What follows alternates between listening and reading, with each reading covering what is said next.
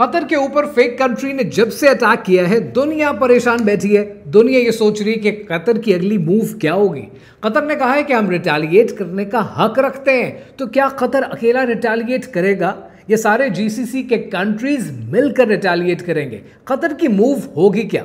लेकिन इतनी ही देर में इस फेक कंट्री के वजीर आजम का एक बयान सामने आया जो बड़ा अलार्मिंग है, क्योंकि उस बयान में ये पाकिस्तान का भी जिक्र कर रहे हैं। और कल की वीडियो में मैंने आपसे जिक्र किया था, हिंट दिया था आपको कि पाकिस्तान के गिर्द घेरा तंग किया जाएगा। ये कहते क्या है, जरा ये सुनते हैं। What did America do in the wake of September 11th? It promised to hunt down the terrorists who committed this heinous crime wherever they may be. And it also passed a resolution in the Security Council of the UN 2 weeks later that said governments cannot give harbor to terrorists. Well, yesterday we acted along those lines. We went after the terrorist masterminds who committed the October 7th massacre. And we did so in Qatar, which gives safe haven. It harbors terrorists. It finances Hamas. It gives its terrorist chieftains sumptuous villas. It gives them everything. So we did exactly what America did when it went after the terrorists, the Al-Qaeda terrorists in Afghanistan, and after they went and killed Osama bin Laden in Pakistan. Now the various countries of the world condemn Israel. They should be ashamed of themselves. What did they do after America took out Osama bin Laden? Did they say, oh, what a terrible thing was done to Afghanistan or to Pakistan? No, they applauded. They should applaud Israel for standing up to these same principles and carrying them out. And I say to Qatar and all nations who harbor terrorists, you either expel them or you bring them to justice. Because if you don't, we will. इन साहब की ये बात सुनने के बाद एक सवाल आपके जहन में फौरन आएगा कि आज 9/11 के वाक़े को 24 साल गुजर चुके हैं और आज भी 24 साल के बाद इनको ये लगता है कि ये दुनिया को अपना टेररिज्म का नैरेटिव बेचेंगे और दुनिया खरीदने को तैयार हो जाएगी।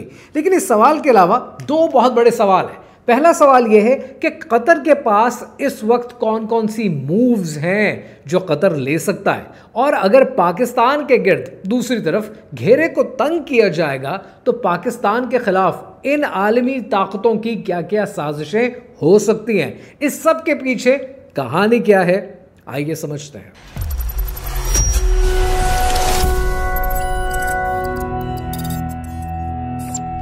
आपने जियोपॉलिटिक्स को जब भी समझना है, आपने एक चीज को हमेशा अपने दिमाग में क्लियर करना है कि आवाम का सेंटिमेंट और होता है, डिप्लोमेटिक रिस्पॉन्सेज और होती हैं। जब आवाम का सेंटिमेंट होता है ना कि मार डालो, जला दो, घेर लो, उल्टा लटका दो, इस तरीके से दुनिया नहीं चलती है।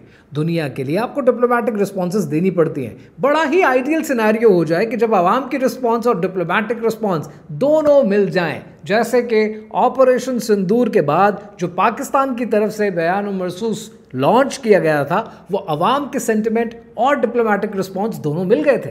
लेकिन इस वक्त कतर के पास 3 मेजर ऑप्शंस हैं। पहली को मैं कहता हूं, मेरी नज़र में वो एक सॉफ्ट रिस्पॉन्स है। अब ये सॉफ्ट रिस्पॉन्स में क्या कर सकते हैं? Number 1, diplomatic and legal status, legal action ले सकते हैं। कतर ने आज के दिन 11 सितंबर 2025 को ऑलरेडी यूएन की ब्रीफिंग कॉल कर ली है। अब उस यूएन की ब्रीफिंग के अंदर लीगल एक्शंस लिए जाएंगे, तकरीरें होंगी, मुकाबले होंगे, बातें होंगी और वहां पर प्रेजेंट किया जाएगा कतर का केस। तो ये एक सॉफ्ट रिस्पॉन्स है। दूसरा, रीजनल कोएलिशन बनाया जा सकता है, यानी जीसीसी के कंट्रीज, उम्मत मुस्लिमा, ओआईसी के कंट्रीज को इकट्ठा किया जा सकता है और इकट्ठा करने के बाद कंडेमनेशन हो सकती है इस फेक कंट्री की। इसके अलावा यूनिटी अपनी साबित कर सकते हैं। इसके अलावा आप आइसोलेट कर सकते हैं, बायकॉट कर सकते हैं इसराइल का। इसराइल को रीजनली और ग्लोबली आइसोलेट करने की कोशिश की जा सकती है। लेकिन चाहे वो रीजनल कोएलिशन बनाने की कोशिश हो या लीगल स्टेटस या लीगल एक्शंस हो, डिप्लोमेटिक एक्शंस हो, both of them to me are soft responses. Qatar की तरफ से दूसरी रिस्पॉन्स एक हार्ड रिस्पॉन्स की सूरत में आ सकती है। अब ये हार्ड रिस्पॉन्स क्या है? कतर एक बहुत बड़ा one of the world's top LNG exporter है और कतर के ऑफिशियल्स ने ऑलरेडी हिंट किया है कि इकोनॉमिक पावर यूज की जा सकती है।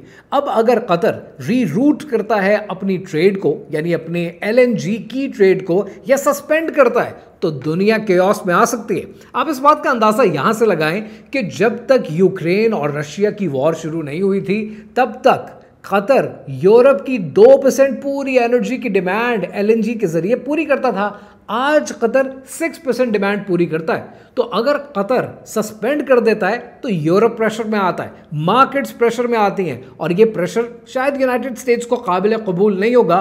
पूरी दुनिया में एस्केलेशन हो जाएगी एलएनजी की प्राइसेस में। पाकिस्तान भी उससे इफेक्ट होगा क्योंकि सर्दियां आने वाली हैं, हमने एलएनजी के ऑर्डर्स दे रखे हैं, हमें अब डिमांड को पूरा करना है। अब अगर ये होता है तो पूरी दुनिया में एक टर्मोइल क्रिएट किया जा सकता है, but that is another hard response. और अब तीसरी रिस्पॉन्स की बात करते हैं, जो आवाम का सेंटिमेंट है कि एक अप्रोप्रिएट रिस्पॉन्स होनी चाहिए, एक मिलिट्री एक्शन होना चाहिए। पर क्या कतर वो ले सकता है? Let's understand. एक बात आपको हमेशा से याद रखनी चाहिए कि ये जो जाली मुल्क है, जिसको मैं फेक कंट्री कहता हूं, इसके अजाइम बड़ी हद तक बढ़ते जा रहे हैं। अब इस जाली मुल्क ने जो अटैक किया है, इस फेक कंट्री के अटैक के अंदर कतर इनोसेंट है, क्योंकि कतर ने ऑलरेडी हमास को होस्ट किया था यूएस रिक्वेस्ट पे, और ऑलरेडी कतर के ऑफिशियल्स ने ये बात कंफर्म भी कर दी है। पर यहां पर आपको एक बात समझनी चाहिए कि आज आपका और मेरा सेंटिमेंट तो है कि अप्रोप्रिएट रिस्पॉन्स होना चाहिए, ना सॉफ्ट रिस्पॉन्स लें ना हार्ड रिस्पॉन्स लें, जो मैंने अभी आपको समझाई है।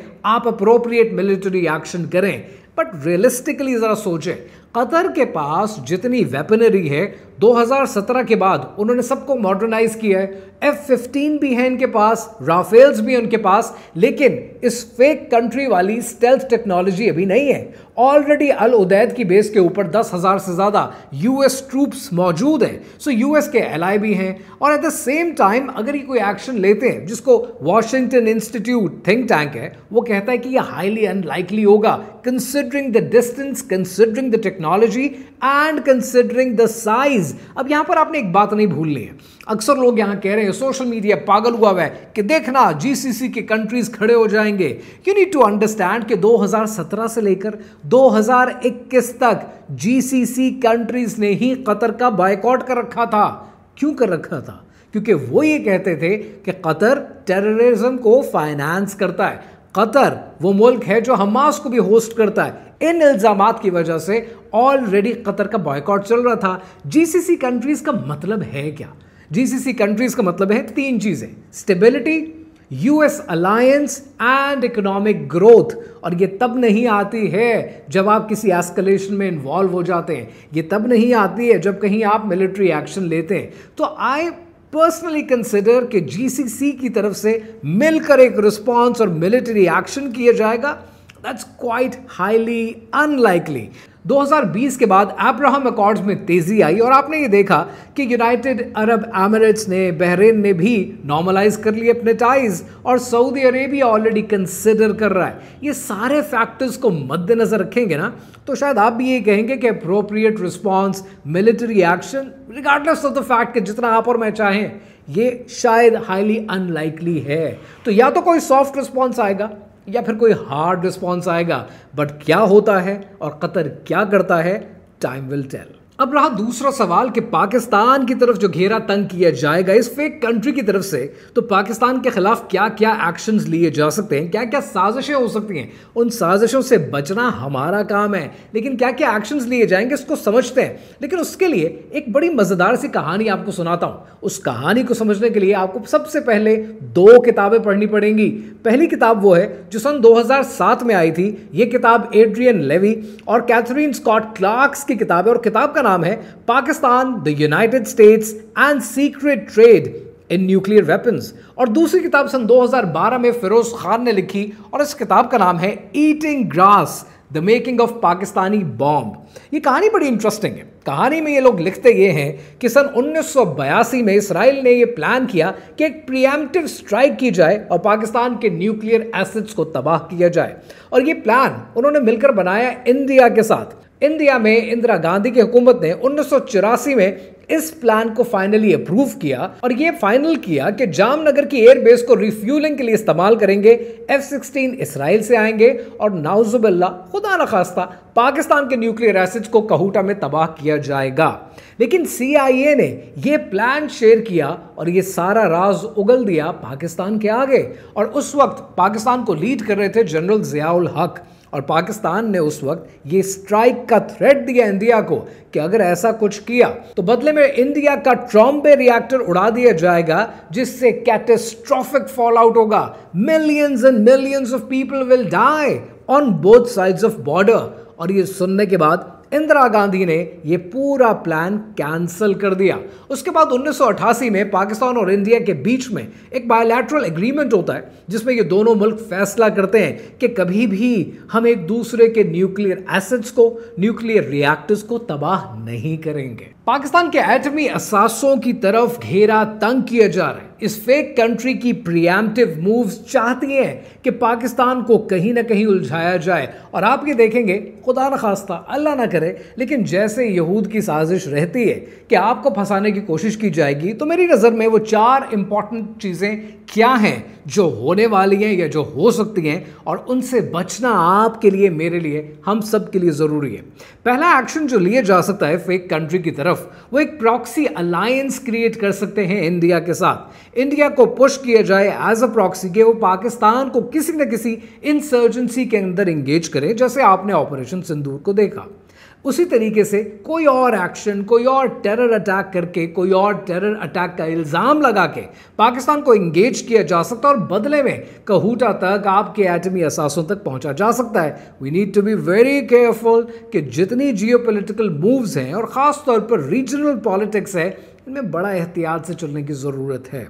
दूसरा एक्शन जो लिया जा सकता है, that could be a cyber attack और सबोटाज किया जा सकता है, बिल्कुल उसी तरह जैसे स्टक्सनेट के अंदर और नटान्स के अंदर, ईरान के अंदर एक साइबर अटैक के जरिए उनके एटमी असासों को डिसमेंटल किया गया।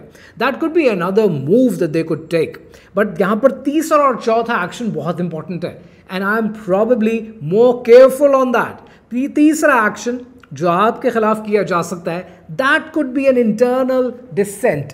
इंटरनली आपके यहाँ इतना टर्मोइल क्रिएट किया जाए कि आपके लिए मैनेज करना मुश्किल हो जाए। सबसे पहले इंटरनल टर्मोइल में आता है सेपरेटिस्ट मूवमेंट्स। हमारे मुल्क में खुदा न खास्ता अगर जगह जगह से सेपरेटिस्ट मूवमेंट्स निकलना शुरू हो गई तो प्रॉब्लम्स बहुत ज़्यादा बढ़ जाएंगे। बलोचिस्तान जो पीसफुली इंटीग्रेटेड है पाकिस्तान के साथ, उसके अंदर कितनी इंसर्जेंसीज क्रिएट करने की कोशिश ऑलरेडी की जाती हैं, backed by India and backed by the elites of the world and of course backed by the fake country as well। अब ये जितनी साजिशें होती हैं, इसमें एक नई साजिश का इजाफा हो चुका है, एंड दैट इज जेन जी। कि आज जेन जी को जैसे कूल बना दिया गया है नेपाल में, ऐसे ही आपके जेन जी को आप ही के मुल्क के अंदर आप ही के खिलाफ फंड करके इस्तेमाल किया जाए। That would be really troublesome. और चौथा एरिया है economic isolation.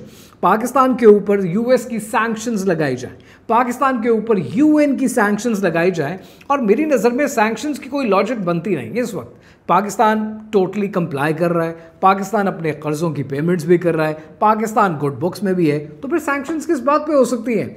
One particular area which is very alarming, आपको ये कहा जाए कि आप रोग स्टेट हैं। क्यों? क्योंकि आप अब्राहम अकॉर्ड्स का हिस्सा नहीं बन रहे, और अगर आप अब्राहम अकॉर्ड्स का हिस्सा बनेंगे तो we are very good with you, लेकिन अगर आप नहीं बनेंगे तो will declare you as a rogue state और आपके ऊपर सैंक्शंस लगाई जा सकती हैं। That would be troublesome. ये वो चीज़ें जो आपकी नज़र में होनी चाहिए कि जितनी बातें सोशल मीडिया पे चल रही हैं, आग लगा देंगे, जला देंगे और कतर का साथ देंगे, ये बातें बहुत अच्छी हैं, बट कतर की मूव्स को स्टडी करने की ज़रूरत है। और जो आपके घेरा तंग किया जा रहा है, you need to be careful about that. आज जागने की ज़रूरत है, क्योंकि आज इस कौम यहूद का हाथ किसी ने रोकना है, आज इन्हें किसी ने कट टू साइज करना है, और वो काम आज और आने वाले दौर में आपसे लिया जाएगा। दयार मगरिब के रहने वालों, खुदा की बस्ती दुकान नहीं है। दयार मगरिब के रहने वालों, खुदा की बस्ती दुकान नहीं है। खरा जिसे तुम समझ रहे हो वही जरे कम अयार होगा। तुम्हारी तहजीब अपने खंजर से आप ही खुदकुशी करेगी। जो शाख नाजुक पे आशियाना बनेगा ना पायदार होगा।